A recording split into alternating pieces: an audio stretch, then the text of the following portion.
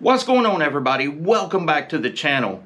So a good while back, probably a month or two, I did a video called Buyer Beware. My friend Michael bought a unknown Ford C4 transmission, and you've seen the video, and I'll put the link to it up there so you can go back and watch it if you haven't. But all of the parts came in to finish up Michael's transmission, and that's what we're going to dig in today. Building the best street strip C4 transmission that you possibly can.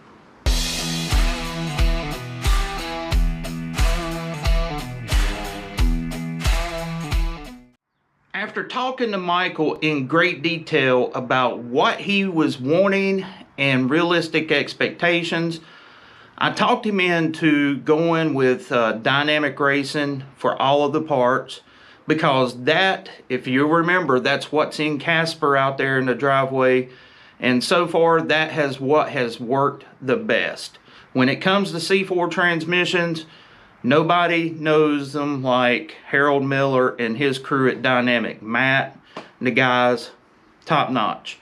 So what I did after disassembling this transmission, I boxed up every piece internally for the most part and shipped it to Harold so that he could go through and rollerize all of the thrust washer positions inside of it.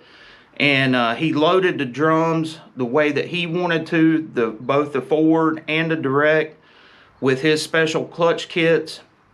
So this video is not going to be an all-comprehensive assembly tech video, but I'm going to go through the process and kind of show you the important parts that I feel to making a C4 live in a high horsepower street strip application. As you can see, I have the case disassembled here, and if you've never tackled an automatic transmission before, it can be kind of intimidating. So what I recommend is finding books. I got lucky on this years and years ago. This is actually a manual from Ford on the C4 that was made back in 1964. This book goes into showing all of the different planetaries, their functions, when the bands are applied, released, clutches applied. I mean, it goes into all of the hydraulic circuits, shows you when and what time the band's applied, when the clutches are applied. It's just really cool stuff. And it gives you the schematics here of the hydraulic system. And so once you go through this and really take a look at it, it's not that hard to do. The thing is just being mindful of your thrust washer placement, checking your clutch clearances, making sure that they're spot on, and then making sure that you have the right amount of in play. Now, since we're going fully rollerized in this unit, it will run tighter clearances than, say, if it was running thrust washers. This is a thrust washer, by the way. So, in fact, we're still retaining this because this is back here at the back of the transmission. When you're doing your first transmission, do not overlook the importance of the bushings here. If you see wear inside on the bushings, make sure that you go through, replace them as necessary. In fact, replace them all if they've never been changed out. Make sure that you inspect all of your parts. When this is assembled, it looks fine, but upon closer inspection, you see that these little springs here for the roller. Now, some people will call this a sprag, some people call it a one-way clutch, some people call it a roller clutch, but it is still referring to this unit. The main thing is these springs breaking can cause a bad day, because if you're using a standard valve body, this is what holds for first gear application. Now, if you have a manual valve body, most of them are set up where it will apply the band and the clutch so that first gear is actually stronger. Take notice of how these springs come out, because if you put them in backwards, it can make for a bad day.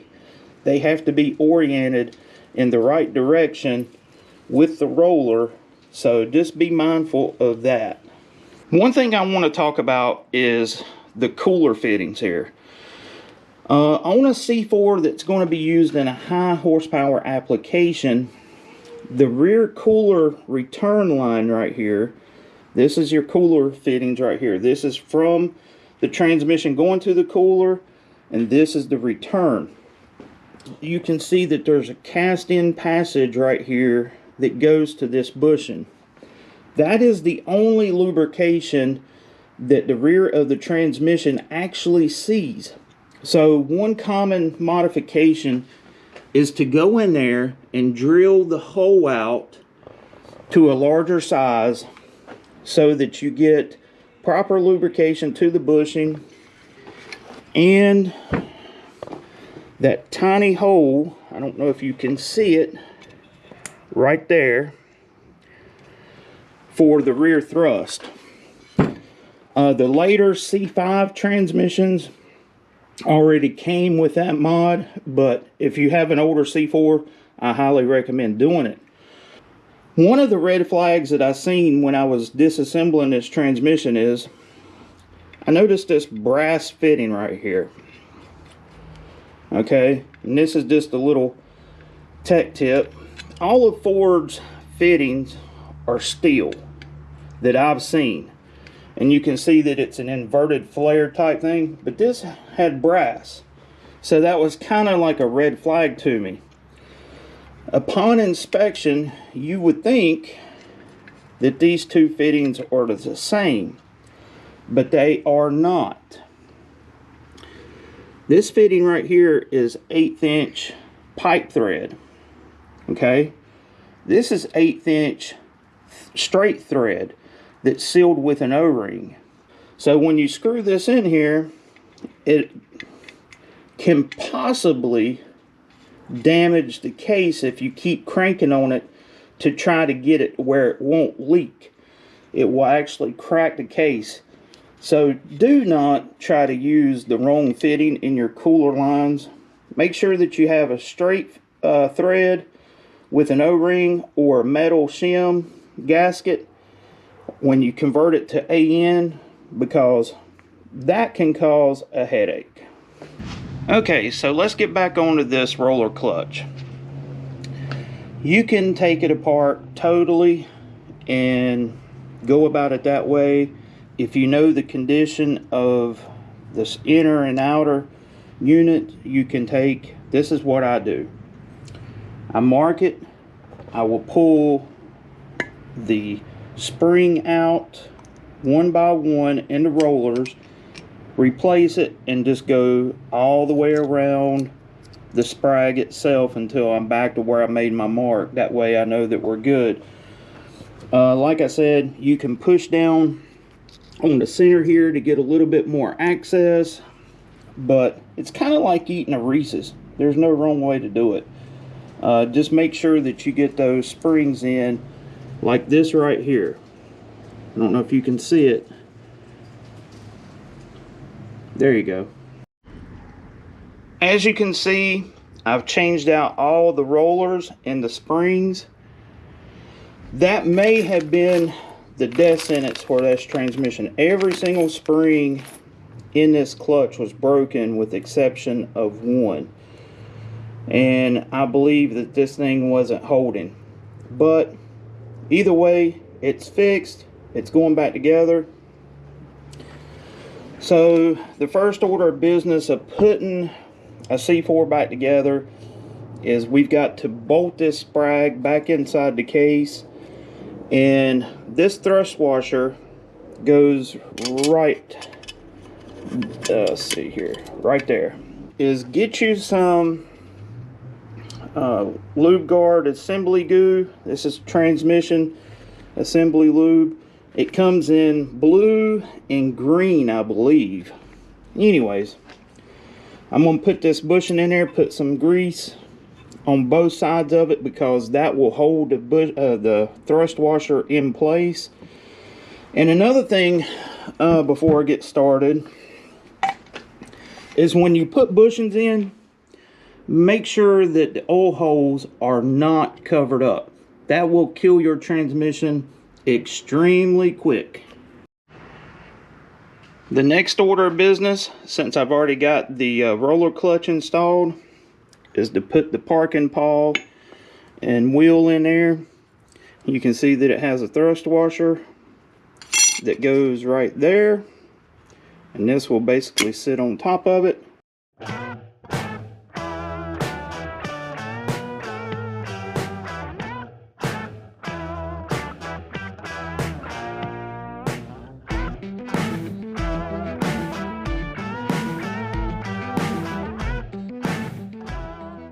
Now this is the governor seal housing right here. Even though this transmission is going to have a manual valve body, I'm going to leave the tubes in here. The rear governor is not going to be used in this transmission because it is a manual valve body. So we put the tubes back into respective holes, slide it in.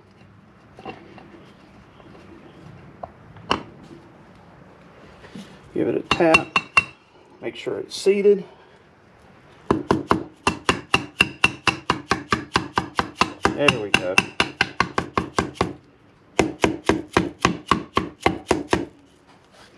Good to go. That actually has the other part of the dowel for the parking pawl goes through it as well.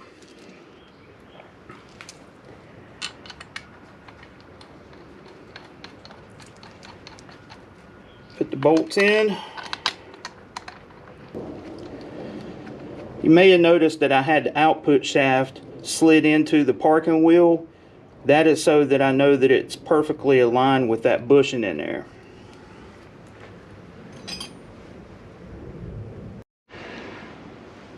One of the things you will hear on the internet is that a pan-filled transmission is stronger than a case fill. The only way that I can tell that they're coming up with that conclusion is how the bell housing bolts to the transmission and not to the pump itself, like on a case fill. Now, in the instance of my truck, the output shaft is different. This is set up for a traditional slip yoke, and you see how this necks down from the speedo gear down, and then you get into the splined area. I can tell you that on my output shaft, it's a solid piece until it gets to the splines to where the bolt-on yoke goes. Another noticeable difference is you see a snap ring groove here. That is only on these type slip yoke transmissions. My transmission does not have that because the output shaft is retained by the nut. It actually rides on a bearing inside the tail housing itself instead of having a bushing in the tail housing for the yoke. You can see I've got the output shaft slid into the governor housing here, sealing housing, that's what I call it. And it's time to break open the soft kit. Most transmission shops refer to this as what's called a soft kit. Has seals, gaskets in it, pan gasket, Teflon seals for the clutch drums and the pump. So I've got to open this to get the tail housing gasket right here so that we'll be good to go. Well, as you can see, our C4 is starting to look like a transmission again. I've got the tail housing bolted on and torqued down, and this is probably where the transmission guys is going to roast me. You notice gold color right there? I don't put RTV on any of these gaskets. What I do is copper coat on the tail housing gasket and on the front pump gasket. Like I said, they will probably roast me, but that's okay. I haven't had any leaks. and leaks are bad. Okay, it's another day. So as I was out here working, my GoPro batteries died, but let me bring you up to speed of where we're at. I went ahead, put in the low reverse servo. I went ahead and cleaned all this up, painted it. I'm putting ARP hardware in it. When you're going through your soft kit, make sure that you match up the O-ring that's for this cover. I do not put any kind of sealant on it. What I do is I put grease all the way around the edge, slide the O-ring around, and the reason why I use that grease is because the O-ring does the sealing, and the grease will help keep that O-ring from getting pinched when you're tightening down the servo cover. So just a little tech tip. Next up on the agenda is going to be putting the low reverse drum in, and like I said, it's held in place by this snap ring. You do not want to forget that snap ring. The importance of having good bushings. This is what actually centers the drum onto the rear sprag. And you can see the Torrington bearings right there where Dynamic modified it. Take that out for now.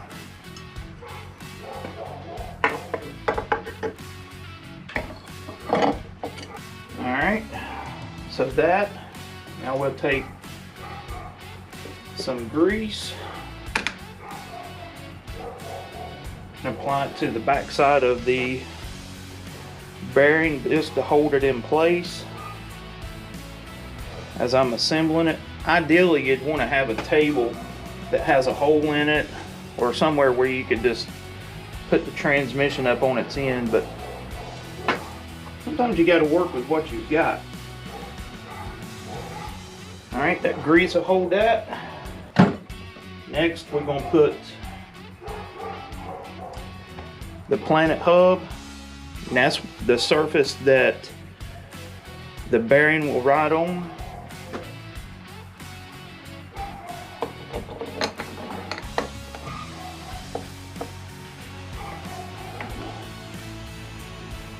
There we go. So now I can put the snap ring in.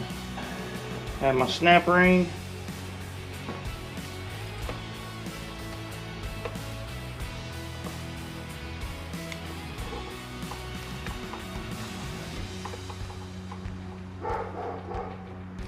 Walk it in.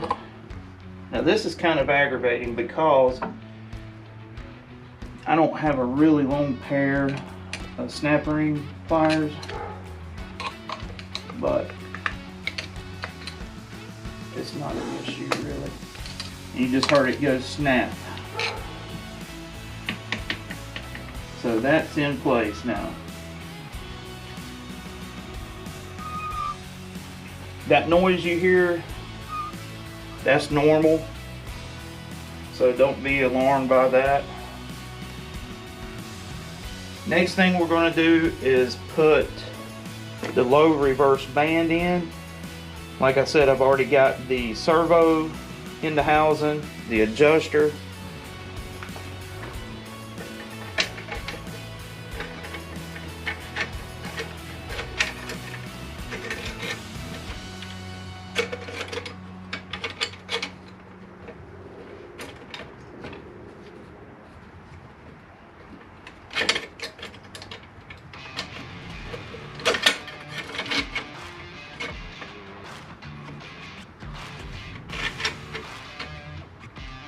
Okay, the band is in place. I'm going to put the anchors.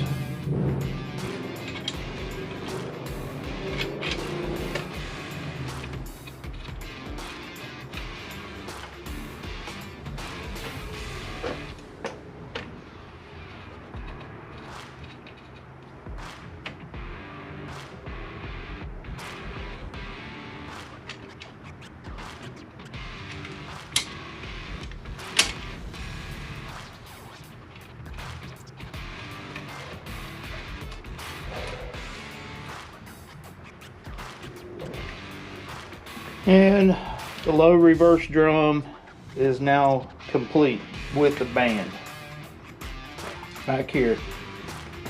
So now I can put the low reverse planetary set in place.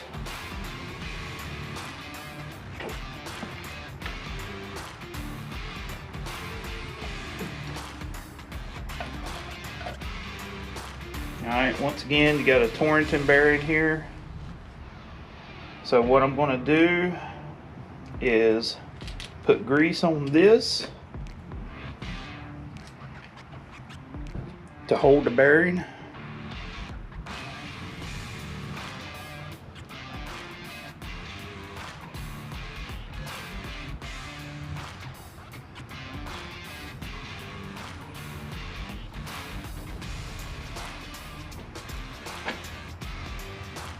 Like so.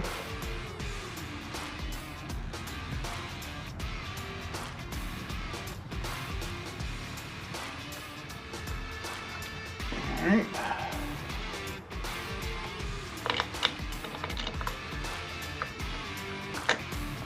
Snaps into place like that right there with the locking lugs of the rear drum.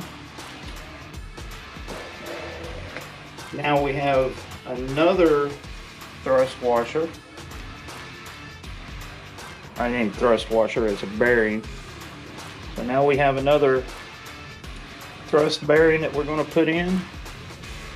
The cool part about this grease is when it melts, it's soluble to automatic transmission fluid. So that's pretty cool stuff. All right.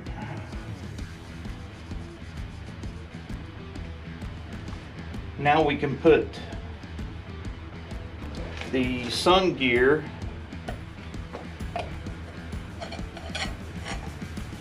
in place. You'll notice we have new bushings right here that's ready to go, that's been polished up. So this here will slide in, and this is a lightened shell. Dynamic went in and machined the surface of this to reduce the weight. Alright, now we will put the front planetary, and this one is actually pretty cool because this is the only difference between Michael's transmission and mine. This is still a 3-planetary set, but they have been rollerized. This should hold up extremely well to what his application is. The only reason that we went to 6-pinion planetaries on mine is because of the weight of the truck. So just something to keep in mind there.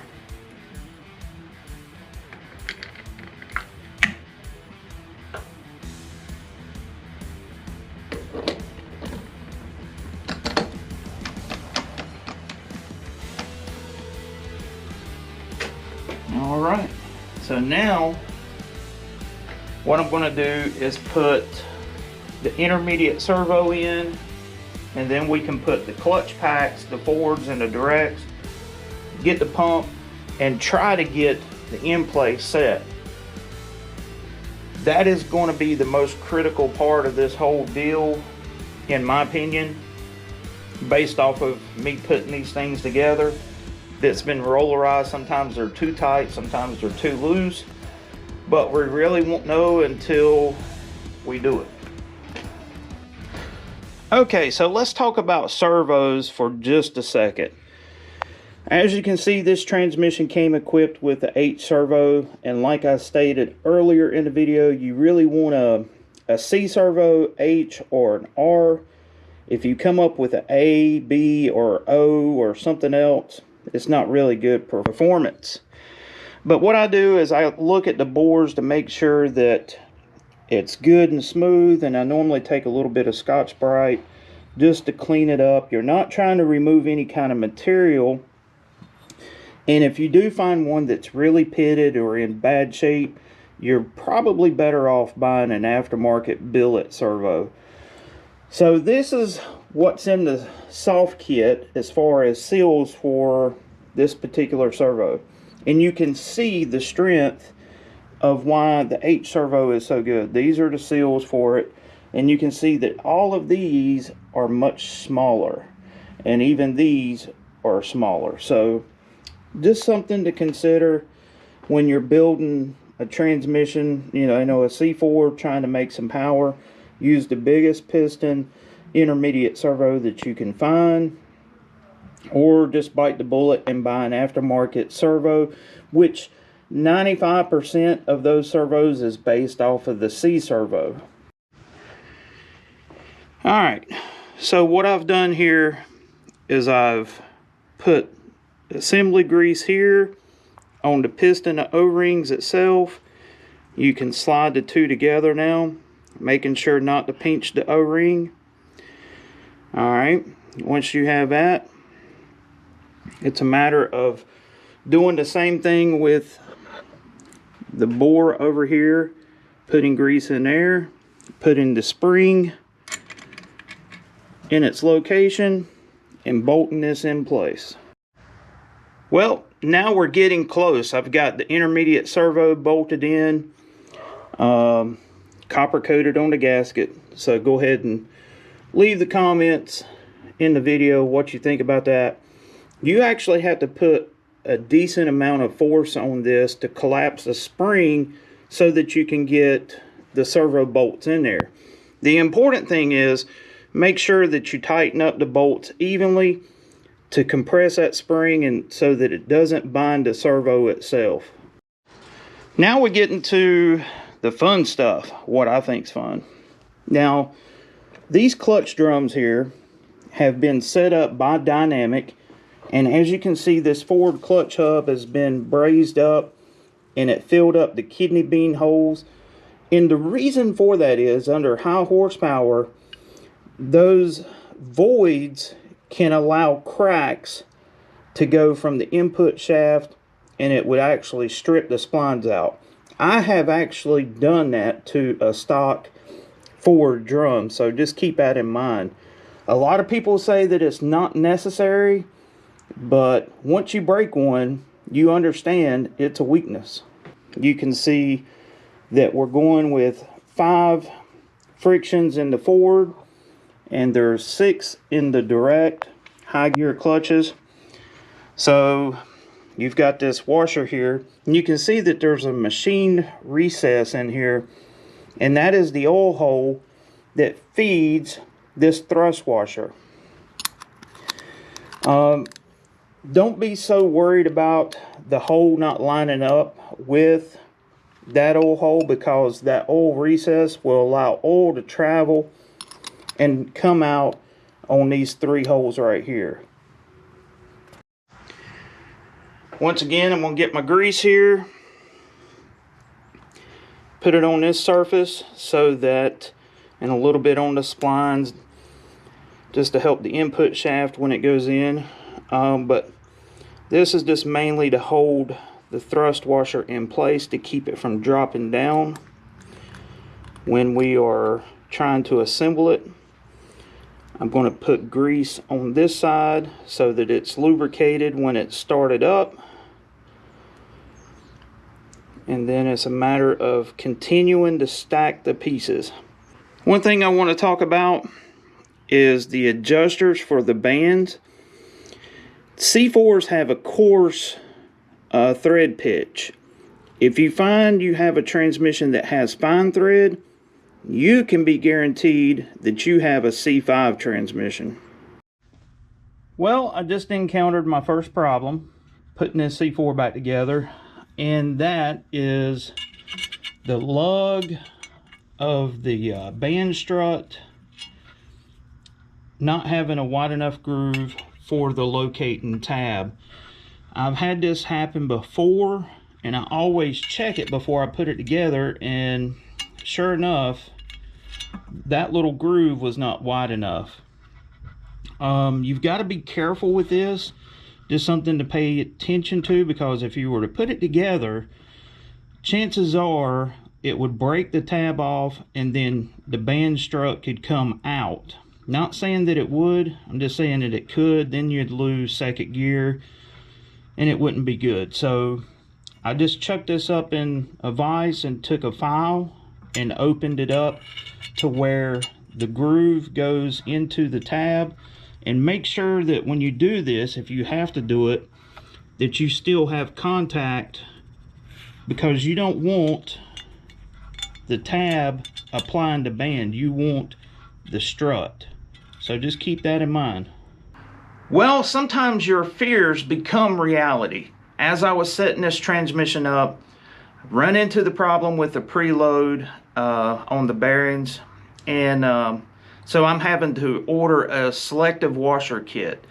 This video has gotten extremely long already, so what I'm going to do is come back and revisit this once the parts come in, the washers, and I'll show you how I set up in play on a C4, and we'll talk about that. We'll talk about the pump, the valve body, and we'll get this thing buttoned up for Michael. The thing about it is, I could probably put it together on the loose side and it would be fine, but I don't believe in doing that. I believe in doing it right the first time, and making sure that you have the right parts is crucial to that. So I'm pretty aggravated right now. I've been working on this thing all day trying to get it. I'm gonna go hop in Casper and ride around and relieve some stress. So until next time, this is Andy from Unity Motorsports Garage. I'll catch you later.